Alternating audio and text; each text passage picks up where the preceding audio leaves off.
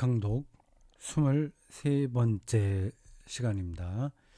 22번째 마지막 단락에서 볼프 비어만의 노랫말을 설명하면서 좀 정확하게 말씀드리지 못한 대목이 있습니다. 그 각주 42번이에요. 이 글씨가 너무 작아서 제가 잘못 읽었습니다. 프로이시쉐 발음하기가 전 잘 안 돼. 프로이센이라고 하는 보통 그런 거예요. 프로이시쉐 이카누스가 아니라 이카루스입니다. 이카루스. L을 N으로 봤네요. 좀 이상하다 그랬습니다. 이카루스 이건 제가 들었던 단어니까요. 히랍 신화에 나오는 겁니다. 어느 섬을 탈출하려고 뭐 날개를 만들었나 아니면 어떻게 해서 달고 탈출하다가 그 날개가 밀랍으로 만들어졌다고 그러네요. 그래서 햇빛이 나서 그 날개가 녹아 탈출하지 못하고 떨어졌다는 겁니다. 그 인간의 그 실존이 얼마나 제한적인가 하는 것을 그 신화적으로 묘사한 이야기죠. 히랍 신화에 나오는 겁니다. 이카루스. 그러니까 누스가 아니라 이카루스다.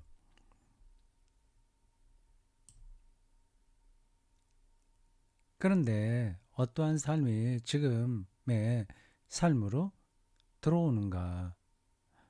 삶의 생명 속으로 들어오는가? 그리고 그 삶은 어딘가에서 소멸하는가? 무엇이 오게 될 수밖에 없는가?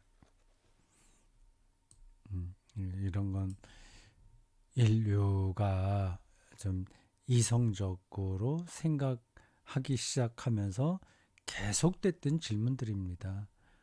성서 시대만이 아니라 성서에 속한 사람들만 아니라 그 이외의 다른 문명권에서도 똑같이 그런 질문을 했습니다. 동양도 마찬가지고요.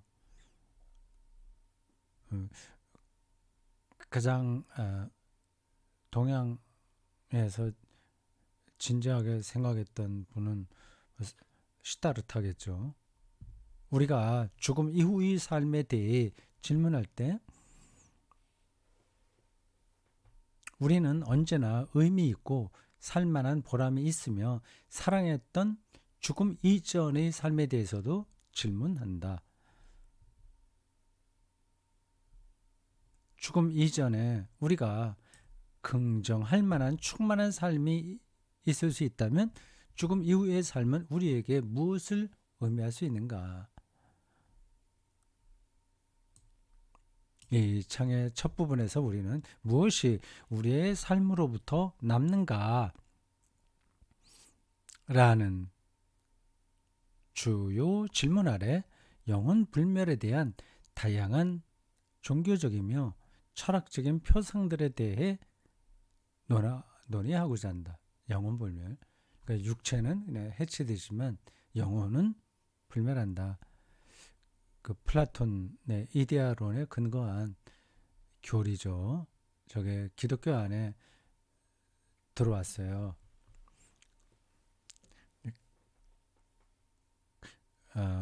근데 조심스럽게 또 봐야 됩니다. 부활 사상과 영혼 불멸은 약간 이렇게 모순적입니다. 그래도 그게 그리스도교 교리 안에 자리를 잡았어요. 각각 자리를 잡았습니다. 그러한 모순된 교리가 자리를 잡았다고 하면 기독교의 가르침이 뭐 근거가 좀 약한 거 아닌가 생각할지 모르겠습니다. 그렇지 않습니다. 우리가 모든 것들을 다 아는 게 아니기 때문에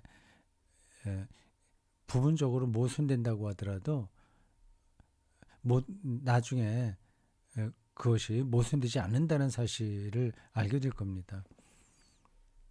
두 번째 부분에서 우리는 죽은 자들이 어디 있는가라는 주요 질문 아래 2부의 1장에서 다룰 이야기들을 미리 제시하는 거예요. 영원한 생명에 대한 다양한 표상들에 대해 논의하고자 한다. 죽음 이후에 삶이 있는가라는 질문이 제기되지만 2부의 1장 제목이 그겁니다. 죽음 이후에 삶이 있는가. 이에 대한 우리의 지식은 경험할 수 있는 사실들과 증명할 수 있는 상황들에 대한 자연과학적인 지배지식의 범주에 속하지 않는다. 이게 독일어를 번역하기가 좀 까다로워요. 좀 문장이 좀 이상하죠. 상황들에 대한 자연과학적인 지배지식. Verfügungswissen, Verfügungswissen. 자연과학이 자연과학에서 받아들여진 그 범주에 속하지 않는다는 뜻입니다. 그 패러다임, 자연과학적인 패러다임의 범주에 속하지 않는다. 그러니까 자연과학적으로 그걸 증명할 수 있지는 않다 뜻이에요. 오히려 그것은 이 세상 삶을 살아갈 때에 신뢰를 주고 그런 자연과학적으로 증명이 안 된다면 그거는 뭐 근거가 없는 거지 이렇게 생각하실 수 있어요. 그렇지 않습니다. 자연과학이 모든 것들을 다 재단하는 유일한 근거는 그 기준은 아닙니다.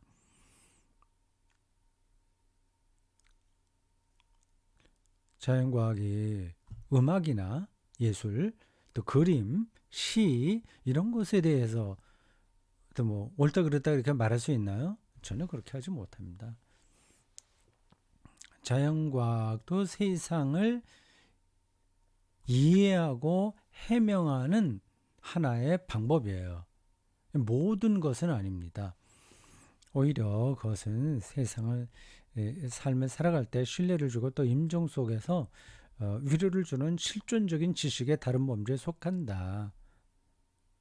이 장에서 우리는 이 세상에서의 삶의 결과들에 대한 표상들, 자신의 죽음과 다른 사람들의 죽음에 대한 표상들, 앞에서도 나왔죠. 표상이요. 그리고 죽은 자들과 함께 하는 우리 살아있는 자들의 교통에 대한 표상들을 살펴보고자 한다. 이건 우리에게 실존적인 문제입니다. 우리가 그걸 다 경험하잖아요. 가족이 죽고 또 나도 이제 죽을 거고요. 그러면 죽은 사람에 대한 기억은 어떻게 되는 건가? 과연 그 교통이 가능한가? 아닌가? 모든 것이 깜깜한 그 망각으로 끝나는 건가? 하는 그런 문제들입니다. 만약에 그렇다면 입장권을 돌려드리겠다. 지금 더 이상 살 필요가 있을까 하는 질문도 가능한 거고요. 하여 그런 문제들을 두루두루 살 필요가 합니다.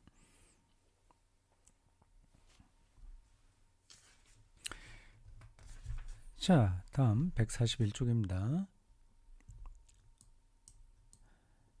141쪽으로 가봅시다.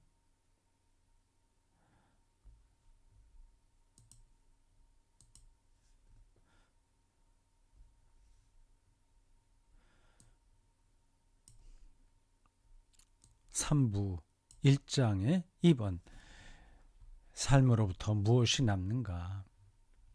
우리는 사멸하는가? 아니면 불멸하는가? 우리가 아는 인류의 매우 오래된 종교적인 표상들은 표상이라는 단어가 수없이 나오네요. 너무 불편하게 생각하지 마십시오.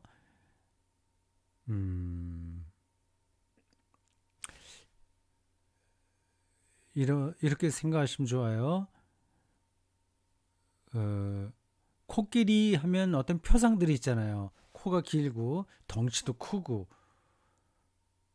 뭐 꼬리는 반면에 아주 가늘고 뭐 그런 거요. 우리 머릿속에 그릴 수 있지 않습니까? 포슈델롱 앞에 놓는 거 그런 어떤 거라고 생각하시면 됩니다. 코끼리를 생각하는 거죠. 표상이에요. 오래된 종교적 표상들은 죽음 이후 인간의 불멸하는 영혼에 대한 생각들이다. 동서양 모든 종교에 남아있는 거예요. 가장 오래됐죠. 가지각색입니다. 제사 지내는 것도 이러한 표상에 근거한 거죠. 이 생각들에 의하면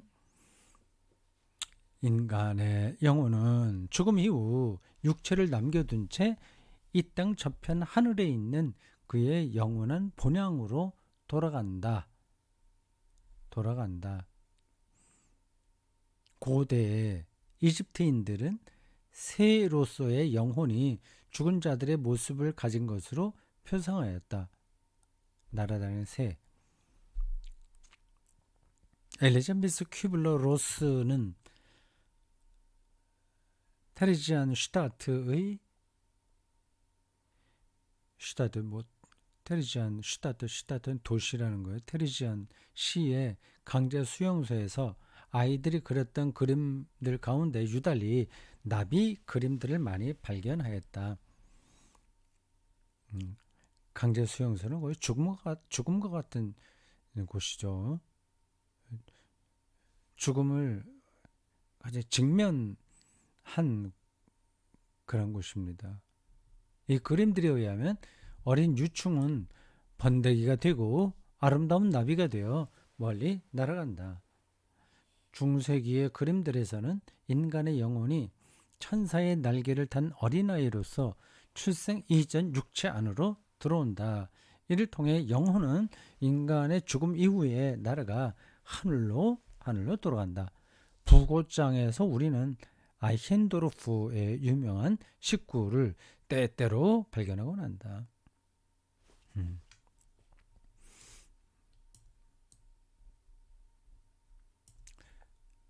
우리의 영혼은 멀리 날개를 펼쳤고 마치 집으로 날아가듯이 적적한 땅을 지나 날아갔다. 이것은 마치라는 소설적인 비현실성을 내포함에도 불구하고 아름다운 생각이다. 날아서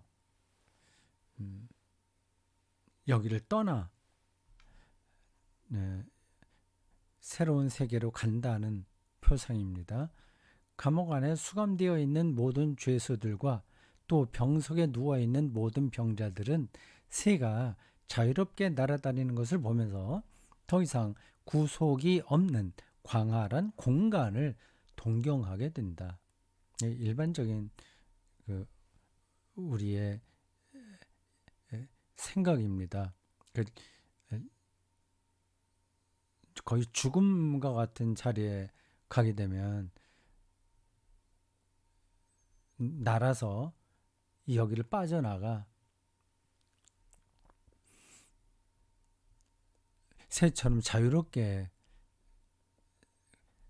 살아갈 수 있는 공간을 동경한다는 거죠. 그러나 우리가 불멸하는 우리 삶의 영혼에 대해 말할 때 무슨 뜻으로 이에 대해 말하는 것인가? 우리는 살지 않았던 삶의 불멸성에 대해 말하는가? 살아보지 않았던 생명의 불멸성에 대해서 말하는가? 아니면 살았던, 이미 여기서 살았던 삶의 불멸성에 대해 말하고자 하는가?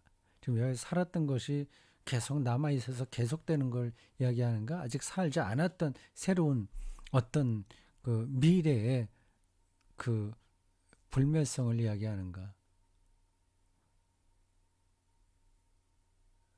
그러니까 죽은 다음에도 새처럼 날아서 어디로 간다는 그러한 일반적인 표상이 있잖아요. 그때 그 자유로운 세상 혹은 자유로운 생명이 그럼 계속 죽음 다음에도 이어지니까 불멸성이잖아요. 그게 이미 여기 살았던 이런 삶이 계속된다는 건가?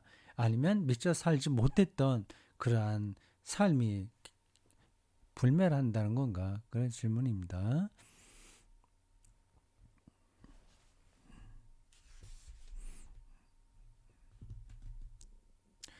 142쪽입니다.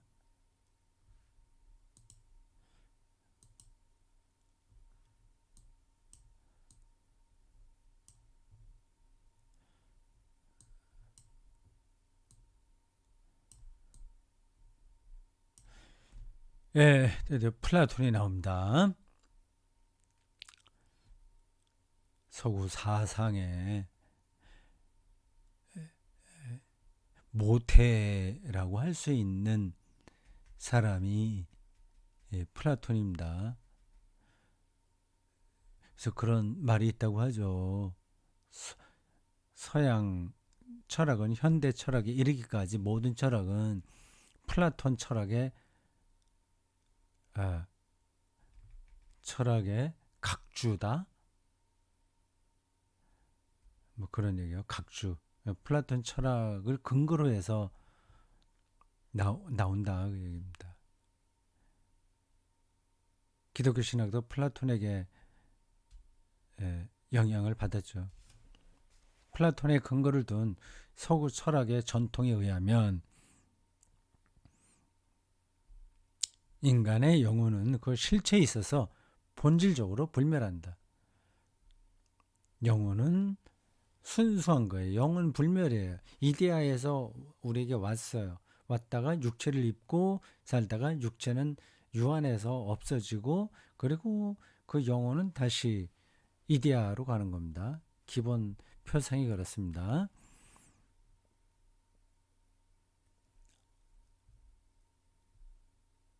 죽음은 불멸하는 영혼을 그의 사멸하는 육체로부터 분리시키는데 그래서 플라톤 사상에 의하면 죽음은 영혼의 자유를 얻는 순간이에요. 그거는 환영해야 되는 거죠. 그러고 나서 육체는 생명력이 없는 시신으로 남겨지게 된다. 죽음은 모든 감각과 정열을 다해 육체를 사랑했던 모든 이들에게는 참으로 애석한 일이다. 그러나 영혼에게 있어서 죽음은 자유로 향하는 여정에서의 최고 축제다. 디트리 보네퍼도 그런 얘기를 했나요? 뭐 그건 누구나 그건 말할 수 있는 겁니다. 보네퍼 아까운 개신교 신학자, 루터교 신학자였습니다. 그에 관련된 일화는 좀 감동적이죠. 40살도 채 되지 않아서 히틀러 나치들에 의해서 죽었습니다. 영혼은 불멸하기 때문에 사멸하는 육체 곧 감옥 속에 머물러 있는 단지 손님에 불과한 것이다.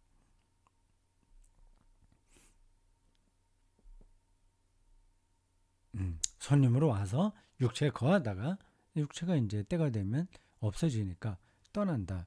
그런 사고방식이에요. 그게 그리스도교적이진 않죠.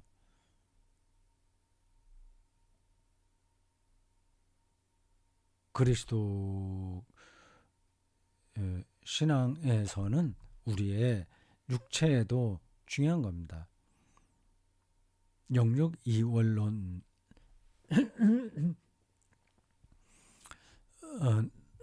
영육 이원론은 그리스도교 신앙에서 좀 거리가 있어요. 약간 그러한 흔적들이 없지 않기는 않는데 기본적으로는 영육 이원론 플라토니즘에 근거한 그러한 쪽하고는 구분됩니다.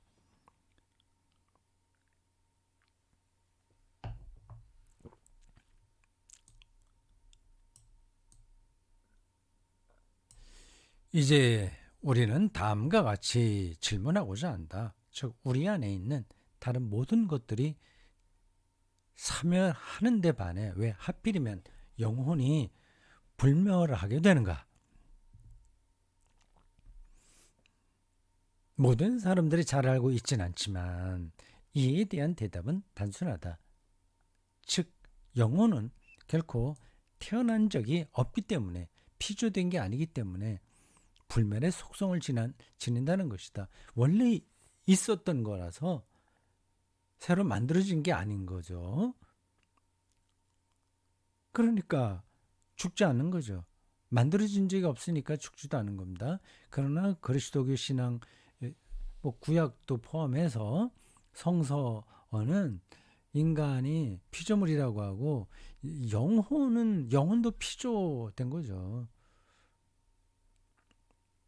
거기에 조금 그 예민한 부분들이 있습니다. 지나갑시다. 영혼은 아기의 탄생 이전에 존재했기 때문에 예민한 부분이 있다는 말은 하나님께서 창세기 그 앞부분에 탄생 그 전승에 따르면 흙으로 만들고 영혼을 불어넣었다고 하지 않습니까? 그러니까 그 영혼은 하나님에게서 온 거기 때문에 그건 창조된 게 아니다. 그렇게 생각할 수 있어요. 그건 또 다른 문제입니다. 존재했기 때문에 노인의 죽음 이후에도 존재할 것이다. 죽음 이후의 삶은 출생 이전의 삶이기도 하다. 이렇게들 보고 있는데 이게 과연 충분하냐, 바른 생각이냐 아니냐 하고 지금 멀뚱하니 뒤에 좀 얘기를 하겠죠. 모르겠습니다. 실제로 하는지 안 하는지는 제가 이 책 다 읽어보긴 했는데 그 디테일하게는 다 기억나지 않습니다. 제가 알고 있는 창조론, 인간론, 기독교 인간론에 의하면 그 영혼불멸, 영육 이원론, 영혼은 불멸한다. 이데아 그 플라톤 사상에 의한 그런 거는 아니에요. 기독교 신앙은. 왜냐하면 영원한 삶은 이 세상에서의 죽음과 죽음 저편에 있기 때문이다. 그러나 영혼이 태어나지 않았고 또 불멸한다면 영혼은 이러한 태어나지 않고 사멸하는 않았고 영혼이 그러한 태어나지 않았고 사멸하는 삶의 육체적이고 감각적인 세계와 아무것도 공유하지 않게 된다. 그런 금방 나오네요. 예. 그 앞에 있는 설명은 일반적인 관점인 거예요. 근데 그게 우리가 보통 알고 있는 그게 성서적이지 않다는 거를 지금 몰트만이 말하는 겁니다.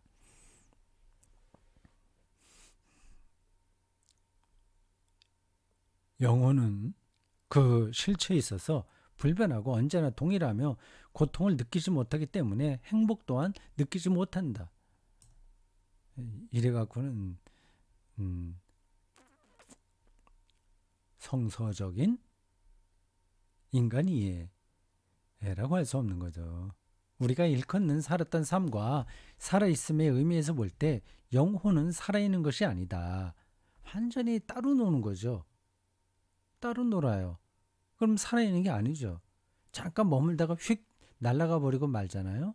그거는 성서적인 인간 이해하고는 거리가 멉니다.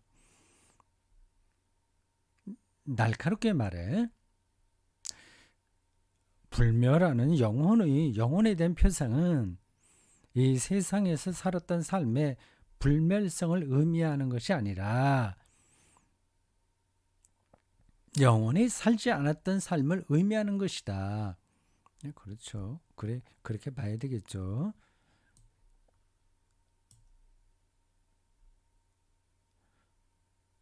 이것이 사실이라면 불멸하는 영혼에 대한 이론은 무엇이 이 세상에서의 삶으로부터 남는가라는 질문에 대한 답변을 주지 못한다.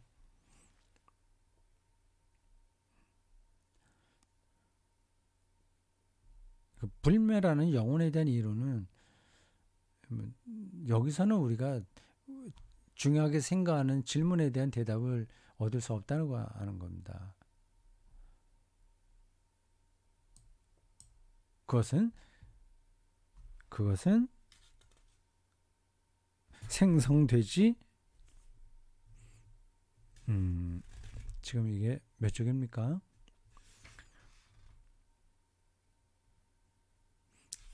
생성되지 않으면 또 죽지 않는다.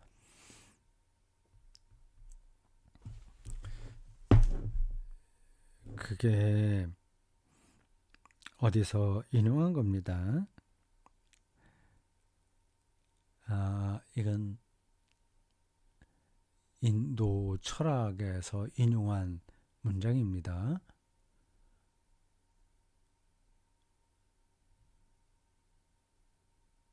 그 다음 쪽 일단 볼까요? 이게 요거 말고 좀 더 진행이 됩니다.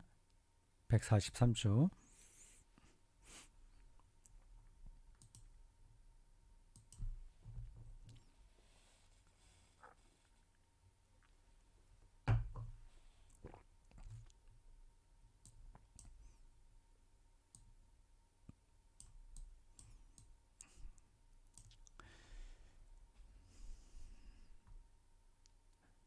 영혼 불멸이 이제 어떻게 이 인도 철학 이런 데까지 연결돼 있나 뭐 하는 것들을 지금 설명하려고 인도의 중요한 문헌에서 한 구절을 인용하는 겁니다. 그것이 존재했던 것처럼 그렇게 언제나 그대로 있다. 영혼불멸과 비슷한 표상이죠. 그 영혼은 그대로 보존된다는 겁니다. 그것은 태어나지 않으면 또한 죽지 않는다. 이게 인도 쪽인 건데 어떻게 플라톤 이데아론하고도 이렇게 좀 연결이 되네요. 기쁨과 고난 속에서 확고한 사람, 언제나 자신과 동일하게 머무는 사람은 불멸을 얻기에 성숙하다. 모든 욕망을 거부하고 자기 추구와 욕망으로부터 순수하며 이 땅에 거하는 사람은 고유한 평화를 얻을 것이다. 각주 44번입니다. 이렇습니다. 각주 44를 한번 보실까요? 글씨가 작네요.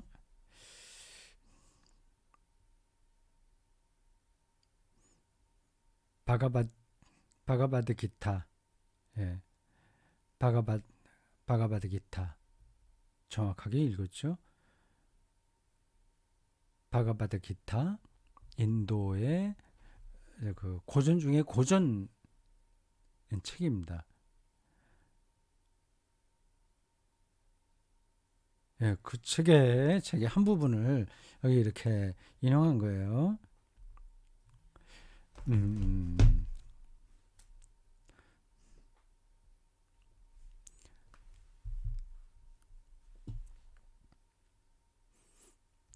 자, 다시 한번 그 봅시다. 근데 그 내용이 뭐 특별한 건 없습니다. 그 순수하게 영혼은 불멸하고 그래서 이 땅에 살면서 그 육체에 거기에 흔들리지 말고 평등심을 얻고 평상심을 갖고 고요하게 이렇게 살면 그럼 된다. 그게 구원받는 거다. 그 얘기예요. 동양 사상의 상당한 특징들을 다 내포하고 있습니다. 저게 불교에도 영향을 끼치지 않았겠습니까? 예, 그렇게 표현되어 있네요. 저도 비슷하게 느꼈는데 몰트만이 이렇게 얘기합니다. 아마도 헬라와 플라톤 이데아론, 영육 이원론, 영혼 불멸설, 그 헬라와 인도 사이에는 우리가 아는 것보다 더 긴밀한 관계가 있었던 것 같다. 그러나 우리가 오늘날 영혼에 대해 이야기할 때 본래 내적인 무감각의 속성들을 가리키는 것인가? 그러니까 육체 전에 영향받지 않고 고요한 어떠한 내적인 상태, 우리는 영혼이 담긴 삶에 대해 말할 때 전적으로 살아있는 삶, 그 열려있고 행복과 고난을 느끼며 사랑으로 가득 찬 삶을 생각한다. 그런 열정, 패토스가 있는 그런 삶, 영혼의 삶. 우리는 이 어머니가 그녀의 가족의 영혼이다라고 말할 때 결코 어머니가 가족의 무감각한 한 부분이라는 것을 말하는 것이 아닐 것이다. 뭐 가족이 어떻게 됐든지 평상심을 유지하고 고요하게 이렇게 흔들리지 않고 사는 삶, 그건 아닌 거죠. 오히려 그 어머니가 그녀의 사랑으로 가족을 결속시키고 살아있게 만든다는 것을 말하려는 것이다. 몰트만이 여기서 얘기하려고 하는 핵심은 영혼 불멸설이 우리가 묻고 있는 질문, 네, 답을 주지 못한다고 하는 겁니다. 자, 23강 일단 여기까지 하겠습니다.